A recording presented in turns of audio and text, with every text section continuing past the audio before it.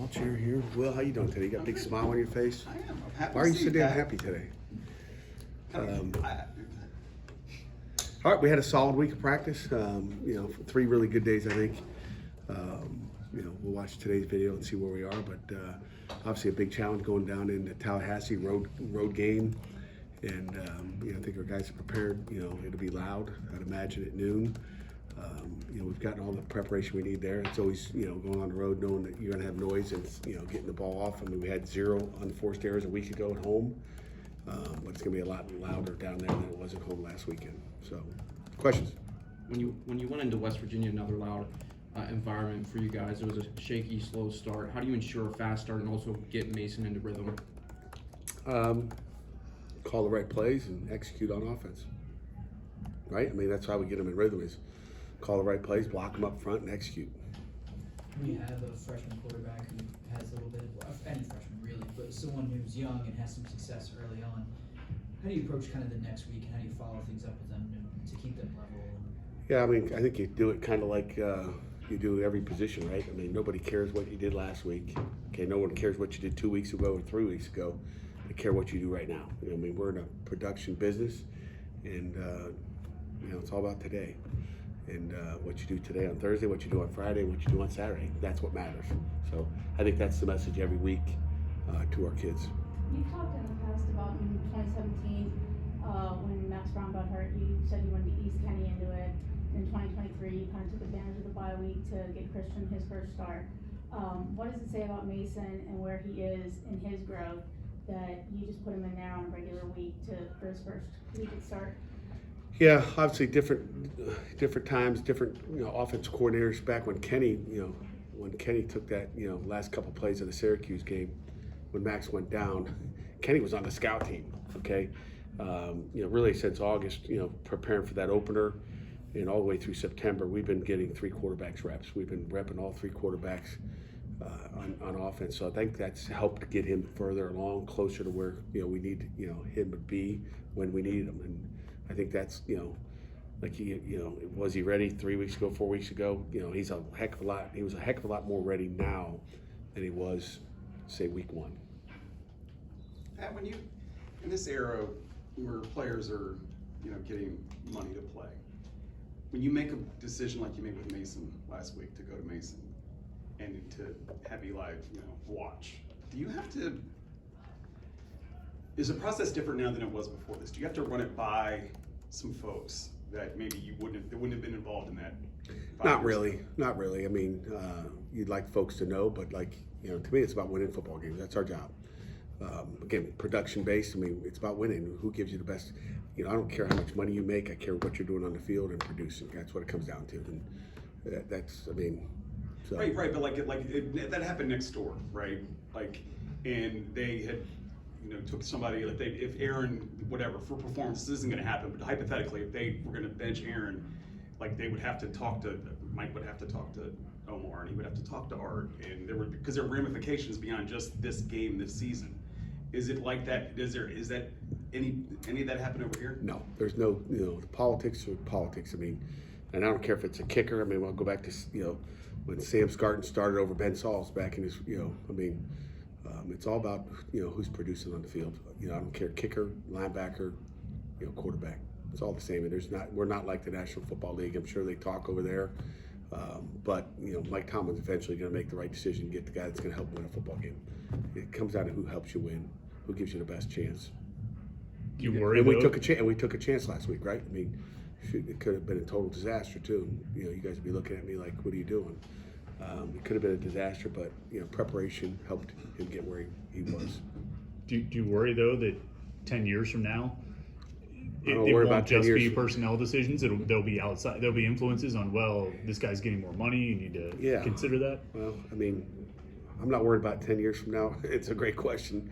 It could get there. I mean, all these guys with these big time, GMs, you got Luck, and Luck's doing it. He's raising money, got a $50 million donation this week. I mean, all those things, that's great. I mean, ultimately, the coach better be in charge of who's playing. And because, sometimes, I guess, and I'm sure, in Stanford's case, let's just use that as an example, because it's a pretty powerful GM, I guess. he seems like he's like the head coach telling everybody what to do. It sounds like, you know, he's on the sideline. You know, he's right behind the head coach on games I've watched on TV. You know, whether it was them playing BC or whatever. But you know, if a guy's that heavily involved, he's seen probably the same thing the head coach does. So I think a guy like that, that's right there watching everything, sits in meetings. I'm sure Andrew Luck is sitting in meetings. You know, when we have somebody that's sitting in watching practice, then maybe they have a chance to say something. I would say that might be, you know, who's watching videotape. You practice every day. You guys have a top 2 run defense. They have a top 2 run offense. What challenges will they present on the ground? A ton.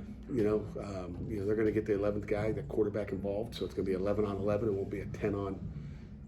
And, you know, we're facing the most athletic quarterback we faced this year. We faced him before. We know he can make a lot of plays with his feet. We're going to have to keep him contained, and we got to be careful what we do. You know, we got to run pressures. That's great, but what if it's a pass? You know, we got to be careful there. You know, they're probably one of the best screen teams out there in the country. I think you know, Gus does a great job, and obviously Mike Norvell always has done a great job with the screens and unbalanced stuff. So we're prepared for all that stuff. But you know, we're gonna have to go out and execute. They're big up front. They got big 220-pound backs, so we're gonna have to get them on the ground. They don't go down easy. So it's a gigantic challenge for us. How do you assess how your defensive line has done this season and how they'll match up against a strong offensive line? Yeah, I mean, we got to go out and play. I mean, we got to go play our best game. I mean, for us to stop the run, we're going to have to play the best game we've played, and we've got to be on point, and we got to play with leverage. You mentioned earlier this week, as it pertains to the run game, that you thought against Boston College that it was the pass game that really helped open up things on the ground for you. But just in terms of Joels and now Jakarian playing a large role, just how do you feel like those two have just gotten seasoned or just evolved over a couple weeks of really shouldering the load? I think both of them have gotten better and more confidence as we've gone on. You know, especially Boosie. I mean, you know, Joel's had some reps last year, but you really see Boosie kind of stepping it up. He's got talent. I mean, he's explosive, and both those guys are really good. The backs, we're happy with both those two. So we needed them to come on when they did, and they did. Rasheem Biles leads the team in tackles, TFLs, had the big pick 6 against Louisville, the forced fumble against Boston College. How have you seen him elevate his game since last year? You know, I think, you know, he was the same playmaker a year ago. I mean, he had a nice pick 6 against Syracuse. Everybody kind of forgets about that. Like, he can carry the ball, too. I mean, that was a heck of a return, you know, against Louisville for a touchdown. I mean, that was special. You know, I think he's a little bit more attention to detail on some of the smaller things that he's doing out there. But he was a playmaker a year ago. He's continued to be a playmaker. And, you know, if you want to run or throw Kyle or run or throw, you know, where, you know, Heem is, I think, you know, both sides, you know, quarterback's got to worry about, you know, what those guys are doing. So I think the attention to detail, him reading his keys every time consistently in the run and pass game has been probably where he's stepped up. But he's been a playmaker. He's had a lot of TFLs. And what I love about him is he plays with excitement. I mean, he is enthusiastic. He's emotional, and you know, he's fun to watch. Kyle set a high bar for himself last year, and at least statistically, he's not on pace to reach that bar again this year. I mean, our team's running away from him more. Do you see them not throwing to his side? Yeah, they're not. You know, it seems like they're not going at him as much. And again, that's why Kyle just, you know, again, what he did a year ago. Like, you know, people ask, you know, where can he go from there? If he can maintain it, that's great. But he's just got to take care of his business and do his job. He can't do too much. Kyle will get in trouble when he starts to do too much and knows too much. He watches too much tape. Even last night, you know, my radio show, he's talking about reading the quarterback's eyes. I'm like, you know, he's not supposed to be staring at the quarterback unless it's a certain defense. That doesn't get called all the time. So he needs to just do his job. That's fine. You know, he gets excited when he's making plays. He gets excited when he's making plays, and Lovelace is making plays. So they're not selfish, and I have not seen any selfishness out of Kyle where he wants to make the play. You know, he had a critical, maybe the most critical play of the game last week where he, you know, punched that ball out. I've talked about punching balls. That was a critical, you know, hustle play where he came over there and actually, you know, took it out like we coach. It wasn't a giveaway. It was a takeaway. And that was a big time play. So, you know, that was the first one that started the wave. But Kyle can cheat a little bit sometimes just because he feels like he knows what's coming. Well, you shouldn't. Yeah. But when you start to cheat, you start to think that's when bad things happen.